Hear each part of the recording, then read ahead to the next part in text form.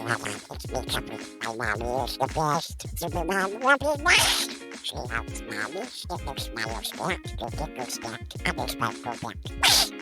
You wait for the straw. Whoosh. Get ready for that super discovery and super strong. Welcome to another exciting episode of Healing for the Soul podcast. It is your go-to resource for parents and want-to-be parents who strive for success without sacrificing connection and well-being. Each episode delivers actionable strategies and inspiring insights to help you build emotional intelligence and resilience for yourself and for your family. Strengthen relationships with yourself, your partner, and your children. Master parenting as an entrepreneur, even while raising young children. Discover life and parenting hacks that simplify your journey. Explore hypnosis and other healing modalities for a deeper transformation. This podcast isn't just about parenting and a fertility journey. It's about creating harmony, wealth, and alignment in every area of life. Let's get started.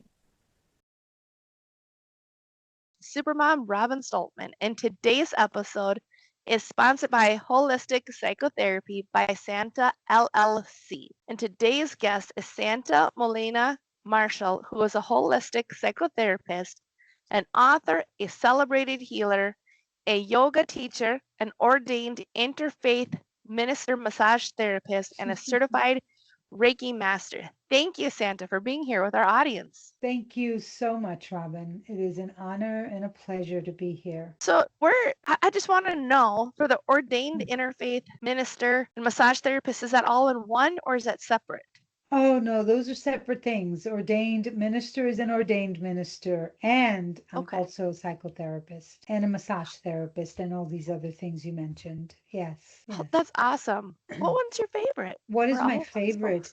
You know, interesting enough, it's all my favorite. It's all in my heart. It's all different certifications and licensing that I acquired looking for wellness for myself. And then how do I bring that to my audience, to my clients, to the things that I do?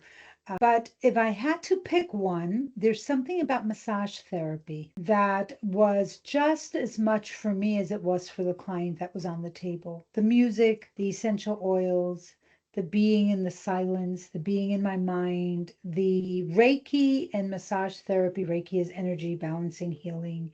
The being able to be of service and having someone trust me, Robin, with their most sacred and most vulnerable self, their body on a massage table. That was the biggest deal for me.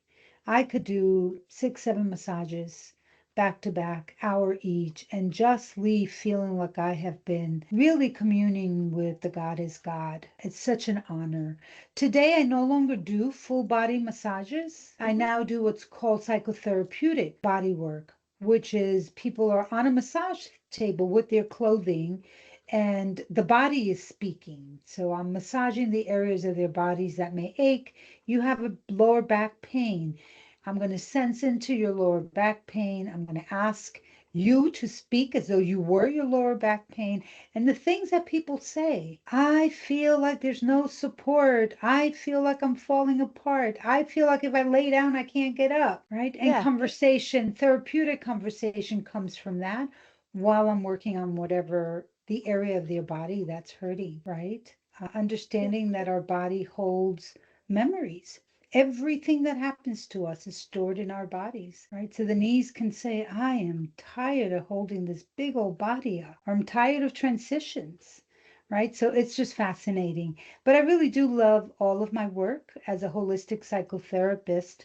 I bring in all of those pieces into what is the session that I offer people. One of the things I do. I like that because I've told my husband, I'm like, I just can't pinpoint it just right about like when I've had massage therapy done, but it's like, it's very healing.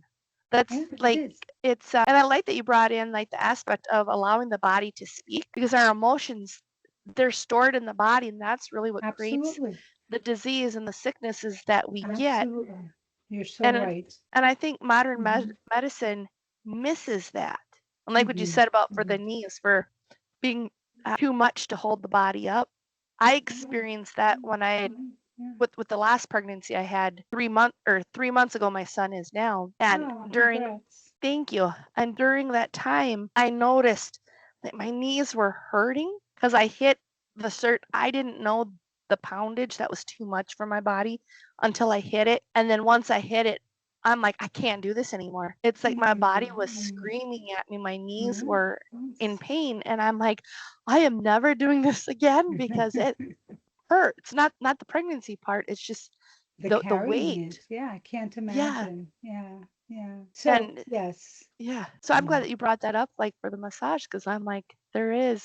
And then there's a lot of different It's types of massages, right? So finding what oh works yeah, for you. Some people like gentle, soft touch. Other people want the knots out of their, muscles that are all tied up. It all depends on what you want. But for me, it yeah, was a spiritual experience. And again, having someone and having clients say to me, I've never felt this safe. I've never felt this safe naked. I've never felt this safe. Again, I don't do those massages anymore.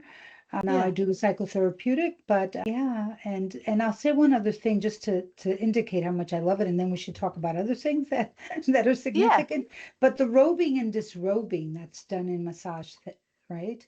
The putting the yeah, sheets, the covering, the uncovering, that for again, I'm a survivor of childhood sexual abuse, so we can get into some of who I am, and yeah, working with a lot of survivors of trauma. The idea that you will never be embarrassed, I will never uncover without letting you know I'm letting your leg out. Now I'm going to unrobe your arm, work on that, cover that up. Let's work on the feet, cover the legs. We don't think about that when we're on the massage table just receiving. But as a therapist, I'm just so conscious of I want you to know exactly what's going to happen to your body. And you at least give me okay. And some people just fall asleep and I get no consent, but I've checked in at the beginning at least, right? So it's a very sacred when you find the right person, right? That you feel safe with. This can be a very sacred experience, a very healing experience, especially for people whose body have been mistreated or not treated well or without consent. It's very yeah. powerful. Yeah. And I never even thought about that, like Mm-hmm. because like I've had that happen for me as well, for being a survivor of not survivor, it's the thriver of the sexual abuse that I've had happen too. I never thought about like that aspect of like detail of what you were just describing for like a massage even. Yeah. And at the same time, it's like it is you do have to feel safe with the other person. I think Mm. that's why you have massage by one person, they do it a certain way, and you're like, this doesn't feel right. But then you go to somebody else, and it's like you do feel that safe. And sometimes Yeah. it may cost a little bit more, but it's feeling that safe. So I'm wondering, how does that trauma impact the body, and why is somatic experiencing such a powerful approach to healing? Oh, that's a great question. Thank you for asking. How does trauma impact the body? The Yeah, thing that I like to say is that trauma is not so much what happens to us. It's not the event that took place that creates the trauma. What creates the trauma is how your body responds to the event. To what extent was right, how your body responds to you felt someone, robbed you, someone sexually abused you, is how does your body respond? And I'm going to take a moment to respond to that because how the body responds has everything to do with the condition that the body was in to begin with, right? If you are living your life, when I say body, I'm talking about body, mind, spirit, the whole, all of you, right? Mind, spirit, right? So what condition was that body in? Were you already stressed? Were you already feeling less than? Were you already feeling like things are happening to me and I don't know why and I don't understand and I don't have the things that I need? So you're already in a bit of a crisis, right? You're dealing with depression and anxiety and who knows, for whatever other reason. And then there's this traumatic event that takes place, whatever the traumatic event is, the abuse, right? The misuse happens. And then how do people respond? So, what condition are you in when you go into the experience that happens that's traumatic? And how do people respond, right? Because you and I, Robin, can have the same unfortunate experience and you may walk out of it thinking, man, that was horrible, but no major trauma. I may come out of it thinking that was horrible and oh my God, it's messed up my entire life. Because what happens after? Do people believe you? Do they come to your care? Do you get good medical care? right? Do you get support? Does someone say, yeah, there was a huge hurricane, your house flew away, but look, here's a new house, Robin. Don't worry about it. We got your kids. We got it. Don't, right? Just take care of yourself. So the traumatic event in terms of trauma experienced in the body, where were you when you went into this event, when this event happened to you, and how does the world around you respond in terms of helping? Why is that so important? Because trauma impacts the body, which was your question, because it impacts our nervous system. Our nervous system is set up, our brain is set up to protect us. Survival of the fittest, protect you at all ends, right? And when you sense that there is danger, says our brain to our nervous system, I sense danger, I release chemicals into your body that activate the fight, flight, flee, and fawn response. This response of survival, right? And we all respond because we're animals. We're going to respond. And I'm not, hope not to offend anybody, but we're way domesticated, two-leggeds that unfortunately still, or fortunate enough, when there's a time for response to a danger event, we're going to respond. Something's going to happen to your kid. You're going to run down the street and you're going to look back and say, oh my God, how did I run a mile? I couldn't even walk 2 blocks. Right. And all of a sudden you're running a mile. And that's because that adrenaline is released that says, you have to survive at all costs. You will fight, you will run, right? The flee, the fight, the flee, you will freeze. We see that in squirrels and deers. We're like, stupid deer, get out of the road, right? And they're just standing there. Or you'll fawn. And the fawning is the last piece that they've added, people who've studied this stuff. The fawning is the piece that where we come really to a place of wanting to appease, wanting to negotiate, wanting to please. Anything, please don't hurt me, please don't hurt me, please don't hurt me. I'll do whatever you want me to do, right? Those are temporary responses. Those are automatic, temporary responses to dealing with something that felt threatening, right? Those are not supposed to be forever and ever. What happens in us human beings is that we have multiple traumas sometimes, and sometimes you're not in your best of health when these things happen to you, right? The pre, and there's no help at the end. Maybe you'll get someone to say, well, why were you wearing that the day you got assaulted? Or were you a little nasty little girl? Is that why that happened? Or why did you leave your door open, right? Like, we don't get the pre and post care that's necessary. And so our bodies experience constant reactivity, right? The nervous system picks up that and says, oh, we're in danger. And it goes again into this automatic response, right? To the point where we develop what I call habitual responses to trauma or threats, right? Habitual responses. There's a way in which I always respond. If I think you're attacking me, if I think I'm not going to be safe, if I think, and when I say attacking, even if I think you don't like me, I'm going to sense that my brain's going to sense, oh, Robin doesn't like me. She's looked at me a little weird, and it's going to release, right? The chemical reaction that says fight, flight, freeze, or fawn, and we react to it as though something's happening all over again, right? So unfortunately and fortunately, the body remembers everything. There's actually a book called The Body Keeps the Score. The body remembers everything and it's going to respond to protect you. The challenge is that not everything that we experience, especially if we've experienced real trauma, is a danger now. Sometimes it's just a sense, right? And I need to assess, right? Is Robin looking at me like that because she's hungry? Well, let me assess. Let me ask a question. Let me, right? Take a pause as opposed to reacting, right? So the body owns every story, good, bad, or indifference, I'd like to say. So in the same way that it remembers the challenging things, it remembers the beautiful things. And that is the key to healing, right? Can we begin to remember the things that our body has stored that are wellness, that are good, that are peaceful, that are fun, that are adventurous without the danger, right? And can we call on that when we feel triggered, right? When I feel like, ooh, that person down the street, I don't know, I get a funny feeling, right? Can I introduce a resource? I call them. Can I introduce a good, positive memory? Can I release something positive from my body that helps my nervous system go from, oh, that person down the street looks dangerous to, oh, let me really look at them. Oh, that's my brother. He just cut his hair or whatever, right? Like that's a person who's not going to harm me. But when we're in that reactivity, that's the initial response to danger, we can't think. And there's scientific proof that parts of our brain go offline. When you're in danger, your neocortex goes offline, the thinking brain, the feeling brain, the limbic goes offline, and you're just acting like the two-legged beast that you can be if you're endangered, right? Yeah, that's a Yeah. long answer.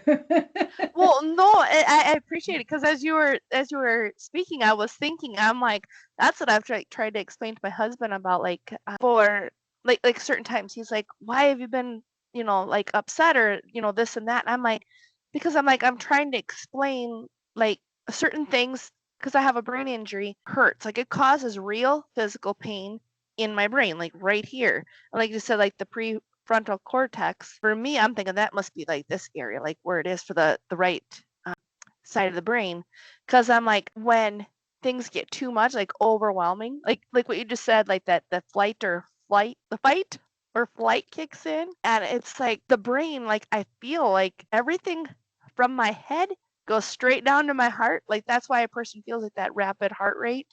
And it's like, it's so weird because it's like there's nothing dangerous, but when it's something that's so overwhelming, like what you had just described, that's happened in a trauma, even though there's not a real trauma happening right now, but like the body is perceiving that there's that same type of trauma, the same type of before the event and then after the event. I'm like, that makes sense as to why, like, you lose all the blood to your head, lose all that awareness of, like, okay, I'm not being hurt, nothing's going on, but all of a sudden my body is reacting to Yes, something, and it's yes. almost like what you were describing is the PTSD It is of, PTSD. It is PTSD yeah, if you want to get clinical, absolutely. Right? And so yes, we can treat that with medication. We can treat that in a lot of different ways, PTSD. But understanding the neurobiology of trauma, understanding what's happening in your brain is, I think, the answer, right? When I can say to yeah, someone, all right, so you're feeling really activated, right? yeah, Your nervous system is getting ready to fight or flee or do something. Can we yeah, slow that down? Can we introduce what I call again a resource, right? Can we introduce a resource? A resource can be a story of a time in your life when things were good. And that's what I do when I'm working with yeah, people one-on-one or with groups. Is like, okay, I sense that people are getting a little activated as though you're getting ready to go fight, flight, freeze, or fawn. Let's slow it yeah, down and bring in a touch. Is there a touch that calms you? Right? This one hand on my chest, one on my solar plex calms me. This calms a young part of me, like, it's okay, baby. Don't worry about it, right? This calms me who thinks too much, right? Just slow down. I can think of a person, I can think of a situation, I can even create an imagery or a fantasy, right? I can become an eagle who's flying above all the danger. All of that's going to go, whew. Now, different things are for different people, right? Like you have this beautiful yeah, background, and I see the lake or the ocean, and maybe that brings me a sense of calm. Anything that calms my nervous system brings this frontal lobe back online, and now I can think. Now I can really assess because the what you can say to your husband is the activation in your body, the blood that just rushes down to your feet, it's simply your nervous system saying, "Hey, Robin, assess for danger." It's not saying there is danger, run, fight, flee. It's saying yeah, assess. And if you can quiet your body down enough with resources, then you yeah, have enough time to assess and say, oh, this is my husband. This is a man who loves me. This is a man who rubbed my back last night. He's not dangerous, right? If you can yeah, assess and because you've quieted down that nervous system enough. Now, that doesn't mean that you had some delusional, something he did or something he said kind of had a yeah, little twitch to it, right? But not enough for you to be endangered, no, right? And I don't know your husband or you, yeah, but I'm just saying that's the thing. Can we quiet down our nervous system enough to assess for the danger? And if you're in danger, believe me, fight, flight, freeze is gonna just happen. You can't help it, right? Again, no, because we're these domesticated animals. But if it isn't, you at least have enough space to say, I just need a moment. Something you said kind of hurt me or reminded me or triggered me, but I know who you are and I know who I am and I know I'm not endangered. What a relief when we get to that place. Yeah. Well, it very much is. And that's why it's like trying to explain to him that it's just like one of those things that sometimes when I feel so overwhelmed, it's like my body goes into that. And I'm like, I'm trying to calm it down, but it's how to calm it down when it gets so much sometimes. But then, like what you said, is finding different positions that calm down and be like, this is where we're at. There's nothing really here, but the body still thinks it. And it's fascinating how the mind and the body, like a person can't separate it. So how is like the holistic psychotherapy that you do, and why do you consider yourself a spiritual warrior, and how is this different than traditional talk therapy? Oh my goodness. Well, traditional talk, can't even say talk. Traditional talk therapy is just that. It's talk. Let's talk about Yeah. what you're thinking, what you're feeling. Let's talk more about what they did. And I want to say something in regards to traditional talk therapists. I'm a social worker. I'm a clinical licensed social worker. We are taught to talk and to help people get comfortable enough talking about their issues. One of the things that I want to say, warning to anyone who's dealing with any trauma experience and going through the traditional psychotherapy, is don't ever let someone ask you to tell your story about what happened to you and the way that it happened, right? Because again, the nervous system, brain and the nervous system can't distinguish. Oh, is Robin just telling a story or is this happening all over again? Wait a minute. Right? It can't distinguish. The nervous system does not distinguish time. If it Mm-mm. senses something, it thinks it's happening right now, right? I could be sensing the death of my father 20 years ago, and I'm going to get sad all over again. It happened 20 years ago, but I'm going to get sad all over again, right? So the body remembers everything and it doesn't have a sense of time. So I have to tell it, well, Santa, yeah, you miss your dad. Today's Father's Day example, right? But it's Yeah. been 20 years. Like, you've had Father Days without him, and it's been okay. Like, I have to introduce that idea. Otherwise, my nervous system thinks, oh, we're grieving all over again, right? And Mm-hmm. so it is really important to not tell your stories of trauma, and I'm speaking to your audience, to not tell stories of trauma the way it happened. And sometimes therapists get eager. I know I've been a young therapist, and I'm not putting anybody's skills down, but sometimes we get eager and we want to know, and then what happened? And what did you do? And how did that happen? And where did they come in? And did they come through the window or the door? Or like what Yeah. happened, right? Instead, distinguishing, your question was talk therapy from what I do as a holistic Yeah. psychotherapy. Instead, I want to hear your story because telling the story is really important. I'm a survivor of childhood sexual abuse. I like the language that you used, a thriver, and that's where the spiritual warrior comes from. Yes, I could have been dead or had some serious mental illness or not have been able to function and do the things that I do today. So I do believe that I'm a thriver and I'm a spiritual warrior because I went through all of that and here I am, right? But instead, I want to hear the story, just going back to therapists telling stories, clients telling stories. I want to hear the story really slow, really, really slow. I want to hear the story while I'm watching. You said something earlier about your heart rate and the blood, watching Yeah. what's happening, right? So that when you're telling me a part of the story that activates you, that's not helpful, Mm-mm. right? So in that moment, I'm going to stop you and say, take a deep breath. Remember where you are. Remember that you're safe. Remember your grandma who was sweet. Pick up a crystal that helps you ground, right? This is just a piece of hematite, if you know anything about crystals, right? Smell Yeah. something that makes you feel good. Rub your hands. Hold your face, lay flat on the floor and feel the earth beneath you. And now tell me more about the story, right? So in my work, there's a lot of interruption, particularly when someone's telling their trauma story. There's a lot of interruption. I do not want you going through that experience all over again, No, 'cause right? That's not that's what. helpful. That just triggers the No. nervous system and continues to perpetuate this cycle of being activated and being react, right? So instead, when you're telling the story, I'm going to stop you. I'm going to tell a joke. I'm going to ask you to tell a joke. I'm going to ask you what your tears are trying to Yeah. say. I'm going to move you away from the traumatic moment so that you can realize that in your body, you can sense that, oh, I'm safe. I'm in this woman's office, or I'm on the screen with this person. The perpetrator has been gone for years. I'm okay today. I'm okay today. And then we can go back into the story. Tell me why you're laughing. Oh, I'm just Can you thinking relate? about, yeah, well, I can, especially like the traditional talk therapy. That's why I've told people, I'm like, it doesn't work because like what you had just said, a lot of them, they focus on so much of wanting to know why it happened and how it, and they wanted all the details. And it's like, to me, I was thinking as you were speaking about it, about law of attraction, that's why we're creating more of the problem, because the nervous system is going into that emotion and going into all that stuff that was happening, and then it's expanding and putting it out there.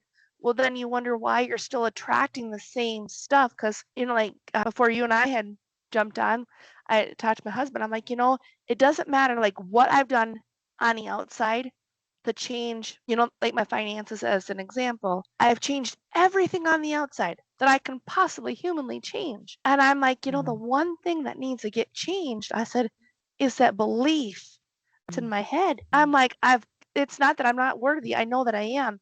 It's that it's the doubt of I'm only allowed to have this amount. But it's like I need to change that to upgrade it. And I know I can do that with hypnosis. Like I know that part of it.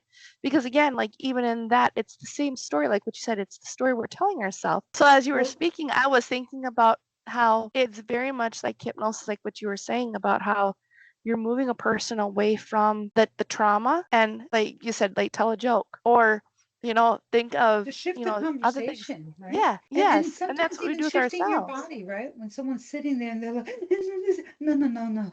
Like, Yeah, can you bring your arms up? Can you go into Durga? Can you do a yoga stand? I mean, I'm a yoga teacher, right? So now I yeah, introduce these things. Can you massage your hands? Can you bring your hands on your chest, right? Can you yeah, tap your outer arms, right? Can you like activate the big muscles in your body and sense what that's like? But I think that there's two things that are really critical to what we're talking about, yeah. because I speak of it in a very simple way, because that's how I talk to my You clients, are. right? I want them to understand what's happening, but there's a Yeah. lot of neurological aspects to what's happening.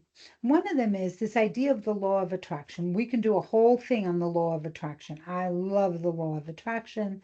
And I always find myself being hesitant because you can't tell someone who just got raped. Guess what? The law of attraction, right? Still That's horrifying, piss. right? I'm That sorry, is but it still horrifying. pisses me off when people Um, say that. yeah, I just remembered a little story of, I don't know, this is probably 35 years ago. I Yeah, have been a therapist now for a good 40 years, and I remember a woman who came in with major grief. Her son had gotten killed. Teenage young man got killed on the streets, and I said to her, in my young novice, had just read The Law of Attraction, I said, well, everything happens for a reason. And it was time for him to go. And I wonder how he completed his contract. Like, what did he do? That was part of him releasing himself from this earth. The woman got obviously very upset, very hurt, yeah, wrote me a big complaint letter. How insensitive, right?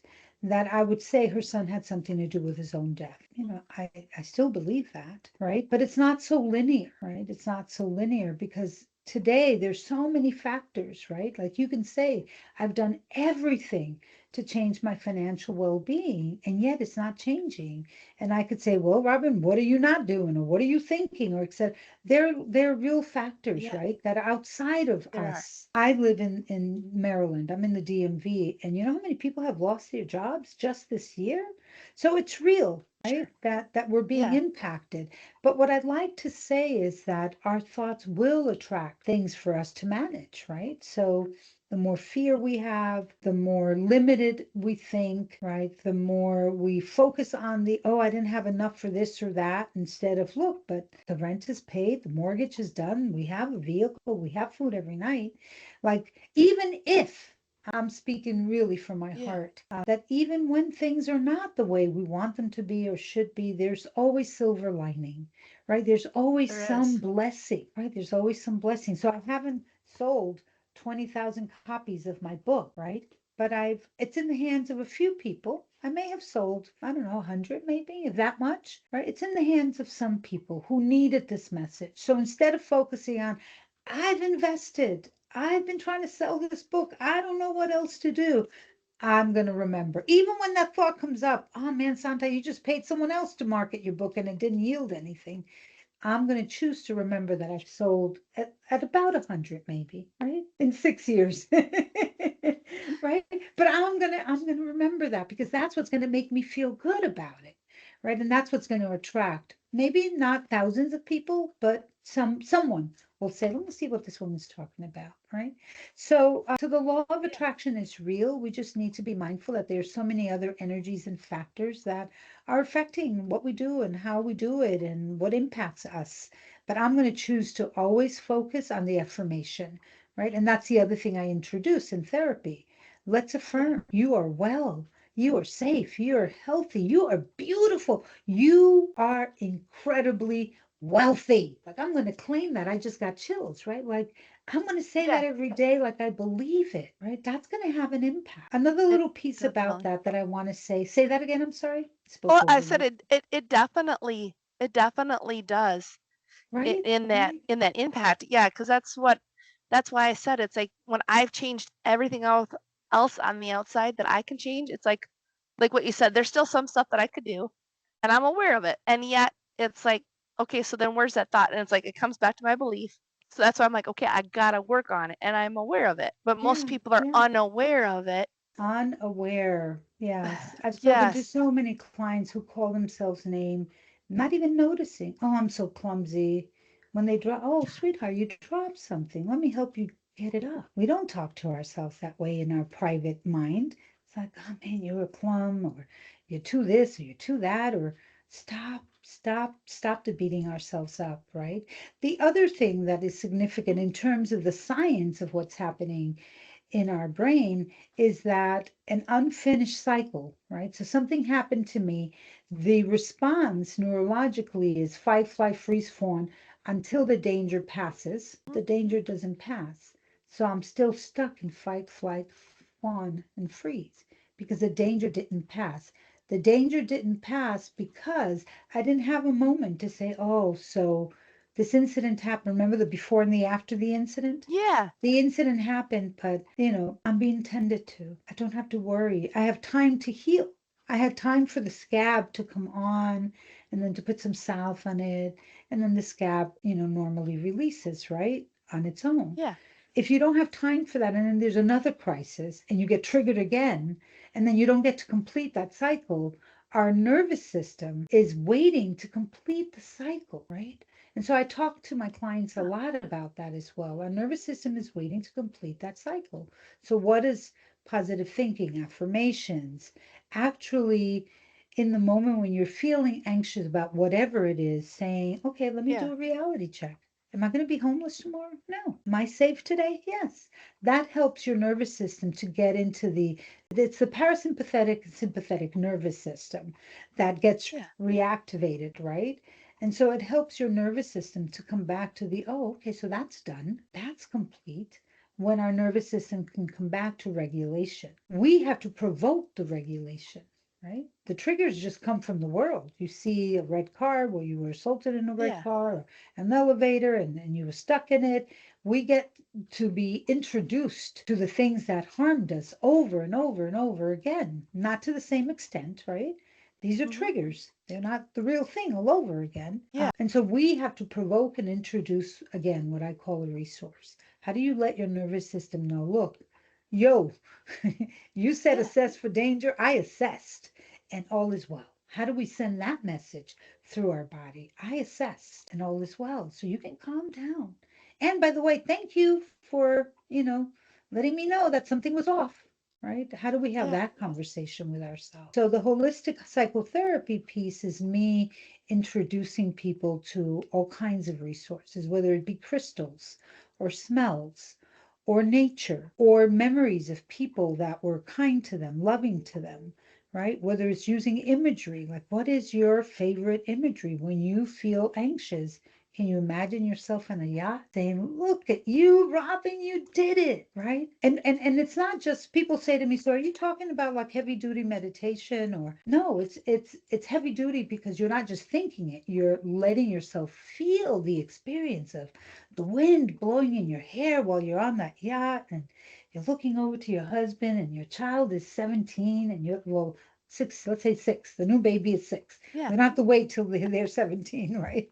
And you're No. happy and you're like, wow, look at what we did. Right? How often do we do that? So that's what holistic psychotherapy is introducing people. And I've got some, I call it medicine, right? That I can share with people. And by medicine, I mean your breath, your thoughts, crystals, smells, soft things, prickly things, like what gets you back into your body and into this moment. And you have your own medicine because again, it's very unique. I Yeah, it talk is. about having to create a big, very fluffy and big account of resources because what will work one day may not work the next. What works in a board meeting is not going to work, at the soccer team with the kids. Yeah. So having lots of different options so that you can always be introducing something that's going to calm your nervous system. The other key thing is understanding your body. Like I know when I'm getting tense. I feel it. Yeah. My stomach does something weird or it gets tight. My shoulders start to collapse. My jaw hurts, right? Get a headache. My eyes are tired. Those are all signs that I need to assess for danger. My body is getting ready to go into a habitual response of threat or towards the threat, right?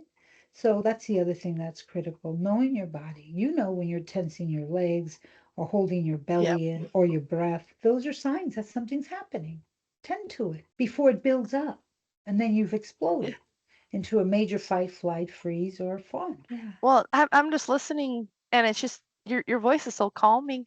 I'm just saying, great hypnosis voice. I'm just saying, because you're talking like the imagery, that's exactly what it is that I do on that. But it's like what you said. It's I'm introducing like gathering being some on things that to yacht. show you. I am listening to you, but I am also gathering Oh, some things to show you're you. you're fine, because I'm just thinking like what you said about like when you hold on to certain things, like it's one of those things, like for example, like when you talked about like all the trauma a person goes through, repeated trauma, and I had that right after I'd had this last child.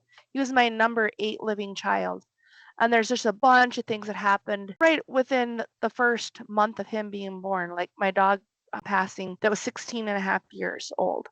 I didn't allow myself to grieve because I had to keep moving. I had to keep You doing. had to. I That's had what the I'm baby, talking you about, know. right? You had to keep going. Th- There's no Yeah, respite. There's no there was respite. there was none. So then, as I was listening to you, I'm like, I had a lot of different things. I'm like that to me that was a trauma in of itself from my dog passing.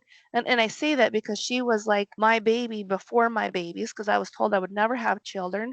So then I used her as a tool, not knowing how everything that I was doing at the time, but I used her to help get pregnant. And then she told me about my fainting. And she knew when I was pregnant. She knew when I would faint. And so it's like I don't have her now. And so it's like I don't have anybody outside of me now having to trust myself for the first time of I have to listen to my body when it's sending signals out like what you said. And I haven't had that time to grieve, and I had repeated things right after. And I'm like, maybe that's where that getting stuck is at. Cause like I never thought about like until you'd said about for you go into that fight, flight, freeze and the fawning. But then now, okay, we've gone through that. But now what's the after effect of that? To finish the cycle. Right, And right. as you were talking about like finishing the cycle, I'm wondering how does one finish that cycle Well, when there's so much and people typically don't allow themselves to have, like I didn't allow myself to have that yet. And at the same time, I'm like, well, she's been gone for almost 2 months. Is it still worth grieving? And I'm like, well, maybe it is, because well, here's the the other thing I want to finish, tell you. yeah, Like all of the neurobiology stuff, when I put that aside, then there's the body dynamic. yeah. The lungs are the organ in our body that holds all the grief. Oh, that would explain a lot of the breathing problems. The lungs hold all the grief. Remember, I said earlier also Yeah. the body doesn't distinguish time. So it No, it doesn't doesn't. know, is the grief that I'm holding in my lung from 7 years ago when I lost my pencil and it was traumatic because it was my favorite pencil and it was the only pencil I could ever Yeah. use, and I'm using a very trivial thing. Yeah. Maybe not so trivial, is the pain I feel, the congestion, the inability to take a deep breath, is that based on my dog's death and having to put my dog down? Like, what? It doesn't distinguish it. So there's no such Oh, thing as you've grieved long enough. When I feel grief in my body, in yeah. my lungs, when I'm having a hard time breathing, it simply is an invitation to do some crying, to do some releasing, to remember all the people who have left and all the things I have lost, right? One of the things I want to say, because people don't think of grief around, just around pregnancy and loss of babies, and we don't think that Yeah. those are major grieving experiences, but they are. Oh yeah. People don't think of grief when they think of children who are born into or raised in child welfare systems, and they go from one home to another home to another home to another home. They're grieving their birth family, and they're grieving all these transitions that they've had, right? We don't Mm. think. One of the biggest griefs is the unresolved grief, right? The grief that Mm. we say we didn't have time. And now, is it worth grieving a dog that passed 2 months ago? Yeah, that doggy's going to live in your heart forever. And you're talking to a dog lover, by the way. So yes, That you know, helps. I have to tell you that the only time I've ever taken bereavement from when I worked at agencies is when I had to put down a dog. I had never taken time off from work for someone dying. And I'm 64. A lot of people have left before me, right? Yeah. Family, friends. It's the only time. It was the hardest thing to do was grieve my dog because yes, I have a dog. I have two dogs now, and one of them, he is stuck to my hip. I mean, he trips me. I'm like, what are you doing right outside my door? What are you doing right behind me when I'm at the sink? Like, what is it? He Yeah. watches me. He protects me. He's overprotective, right? Probably because there's something I do that say I need a lot of protection, right? So he's right there, Well, just yeah. right. It's all, That's a good thing yeah, though. yeah. So this is wonderful. I want to mention two things before we get off. Yeah. First of all, Yeah. I pulled up my book, but I didn't get a chance to show and tell. This is my book, Running Through Darkness: Memoir of a Spiritual Warrior. And what I did was I have my story from birth, well, basically from birth, young adult, Yeah. young child, to adulthood. But I didn't want to write just another book about surviving sexual violence. So what I did was I introduced my story as I'm introducing different modalities. Here's when I discovered crystals. Here's the first time I Oh. went to an ashram and did chanting. Here's the time when I became an interfaith minister and why I did that and how I bring that into my healing. Here's the time I got my first massage, which was body blowing. The whole thing was like, oh my God, right? So I introduce the different modalities that I've experienced as a survivor, as a thriver of childhood sexual abuse, and then how do you use it if you want to use it. So it's my story with these different pieces. And then at the very end of it, if anyone works in or works with practitioners that work specifically with survivors of sexual violence, there's this whole piece of answers and question, right? Client asks the question, the therapist responds, and then I give my feedback as a survivor, right? So it's a wonderful story. It's not sad. It's actually very empowering. And yes, it is going from trauma to triumph, right? So I am a triumphant survivor of childhood sexual abuse, right? I am triumphant. And it is the story You of a memory, definitely are. a spiritual warrior. When you hear the story of my family, and it's like, oh my Yeah. God, most of my siblings died in there before they hit 30, right? So there's a lot of trauma. I come from a very dysfunctional background. So I wanted to mention that. And then I have a symposium that will be happening right around March. So if anybody's interested, it's be a free event particularly for people who work with other people, right? Because one of the things that I have found, and this is the last thing I'll say, is that a lot of us talk the talk, not many of us actually do the work, right? So if you're working with trauma in any capacity, please do your own work, because there is a real thing that's called compassion fatigue and secondary trauma. Hearing traumatic experiences over and over again, look out, because I will be offering a symposium mid-March. So I will be putting the information out. So all your listeners that are watching this, if they're interested, just follow me on my social medias. I'm sure that at some point, either I or Robin will post all of those. And I think we're out of time, and I'm so excited to have shared with you. Thank you so much. Yeah, you two made it very easy and safe to just have a conversation about things that are critical. Yeah. I appreciate you so much, and thank you for letting our audience know about your book as well. To me, I'm thinking that's really powerful of how it's almost the way you were speaking about it is it was very healing process for you to put your story in there, what you did, how like you said, like why you went on to do the next thing. And I think our audience will really enjoy reading your book. Yes, it's a I really, wonderful, really do. wonderful gift to self and others. So, and the holidays are coming. As always, I just want to thank you for your time and energy while listening to today's episode of Healing for the Soul podcast. Be sure to like, share, comment, and subscribe to Healing for the Soul podcast wherever you get your downloads, you're listening to your podcasts, and keep coming back for more episodes. Thank you, everyone, for your time and your energy while listening to today's episode of Healing for the Soul podcast, which also can be found on YouTube.